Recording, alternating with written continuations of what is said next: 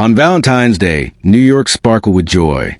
Couples hurried through the streets with flowers and gifts, laughter rising above the cold wind. But in a quiet mansion on Long Island, shadows lurked behind glittering glass windows.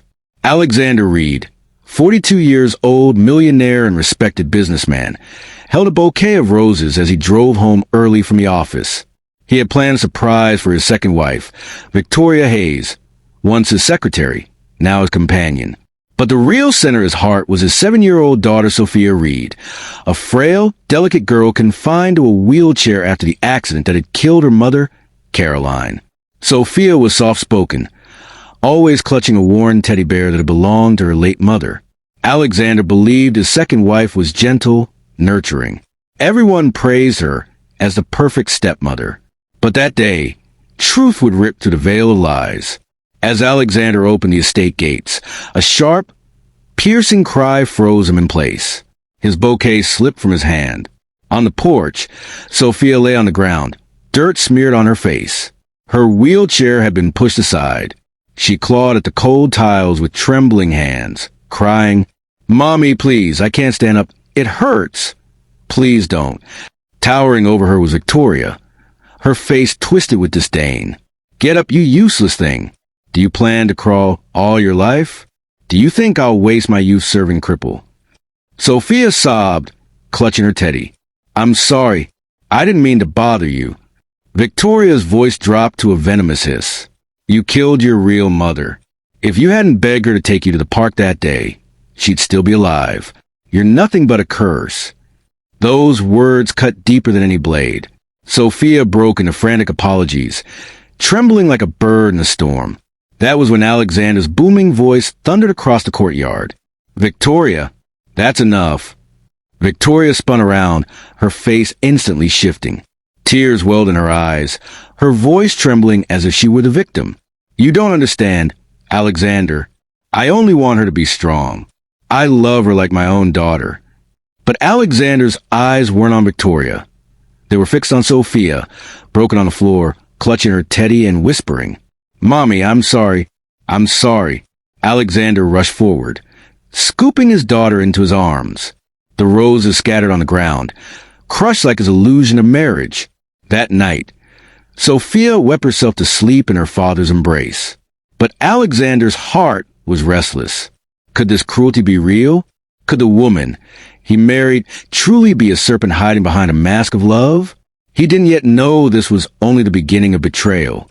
The next day, in front of the house staff, Victoria acted as a perfect wife. She fed Sophia medicine with honeyed words. "Come now, darling, drink this for your daddy. He'll be so proud of you." But the moment the maid left, her smile twisted. "Stop pretending to be pitiful. I don't have time for your weakness." Sophia whispered, "I'll try, Mommy. Please don't be angry." Later that afternoon, Victoria's cousin Nathan Cole arrived. He was a slick man with shifty eyes. Behind closed doors, they whispered like conspirators. "Keep Alexander distracted," Nathan said. "Once we gain full control of his company's shares, half will be yours. The child is nothing but an obstacle." Victoria smirked. "The fool trusts me completely. He'll sign whatever I put in front of him." What they didn't know was that Sophia, sitting quietly on the stairs with her teddy, heard enough to understand danger was near. That night in his Manhattan office, Alexander sat alone. From his drawer, he pulled out Caroline's old silver phone, the one he had never turned on since her death. His hand trembled as the screen flickered to life. Inside was a video recorded hours before the accident. Caroline's pale but gentle face appeared. "Alexander, if something happens to me, please take care of our little girl. Don't let her blame herself. She is the last light I leave behind." Alexander collapsed into his chair, tears streaming down his face. Then he saw it. A flood of missed calls from Caroline on the night of the crash. Calls that had never reached him. His chest tightened. Who had blocked those calls? For the first time, suspicion turned into certainty. Someone wanted Sophia motherless. Sophia began sneaking out to the neighbor's home, Mrs. Margaret Johnson, a widow with a warm heart. There, she finally whispered the words she couldn't tell her father. "My stepmother says I killed my mom. She says I'm useless, that Daddy would be better off without me. Margaret hugged her tightly. No, child, you're not a burden. You are your mother's greatest gift. Never believe those lies. But outside the window, a shadow lingered. One of Nathan's men, recording every move. That night, Margaret called Alexander. Her voice trembled with guilt. I cannot stay silent anymore. I have witnessed Victoria's cruelty with my own eyes. You must protect your daughter. Alexander's heart hardened. Enough was enough. The next morning, Alexander took Sophia to Dr. Rachel Simmons, a child psychologist. At first, Sophia sat silently clutching her teddy. Then, in a torrent of tears, she whispered, I killed Mommy. That's what she told me. If I hadn't asked to go to the park, Mommy would still be alive. Alexander broke down. He knelt beside his daughter, holding her trembling hands. No, Sophia, you are not to blame. You are my light, just as you were your mother's light. Rachel looked at Alexander firmly. The wounds in her heart are deeper than those in her legs. If you don't stop the abuse, those scars will never heal. Alexander swore then and there. He would never again let his daughter suffer. Through a private investigator, Laura Mitchell, Alexander uncovered forged documents, proof that Nathan and Victoria were plotting to steal his company. A plan was set. The final meeting would be in the boardroom, where Nathan and Victoria believed Alexander would sign away his power.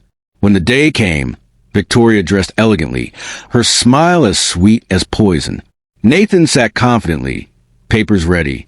Once you sign, Alexander, Nathan grinned, the future of the company is secure. Alexander handed him the pen.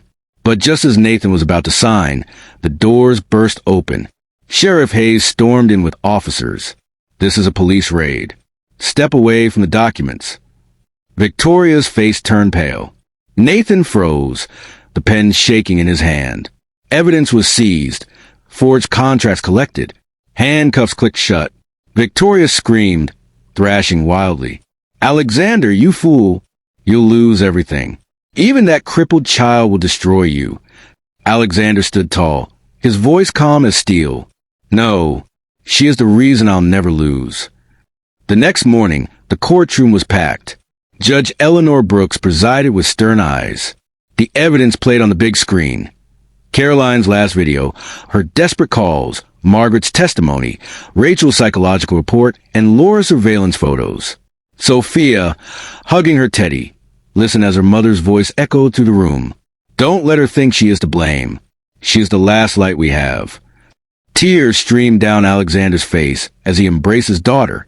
Did you hear, Sophia? Mommy never blamed you. Victoria tried to cry, to paint herself as misunderstood, but her lies collapsed on the mountain of truth. At last, Judge Brooks struck the gavel. Victoria Hayes and Nathan Cole are guilty of fraud, conspiracy, and child abuse. Custody of Sophia Reed is granted solely to her father. The restraining order is permanent. Sophia looked up at her father through tearful eyes. Daddy, can we go home now? Alexander kissed her forehead. Yes, my little angel. Home, where no one will ever hurt you again. Weeks later, the Reed mansion bloomed again with life. The garden was filled with roses, not shadows. Every morning, Alexander wheeled Sophia outside, helping her stretch her fragile legs. With therapy and love, she began to stand, shaky at first, but determined. One day, she took a step toward him, her teddy bear in hand. Daddy, look, I can stand. Alexander's eyes filled with tears. He knelt down, opening his arms wide. Yes, Sophia, you can stand, and I'll always be here to hold you if you fall. As the sun bathed them in golden light, father and daughter embraced. For the first time in years, their home was filled not with fear, but with hope, courage, and love. The curse of lies was broken. The truth had spoken. And a little girl who once cried, Mommy, I can't stand up, now stood tall, held up by a father's unbreakable love.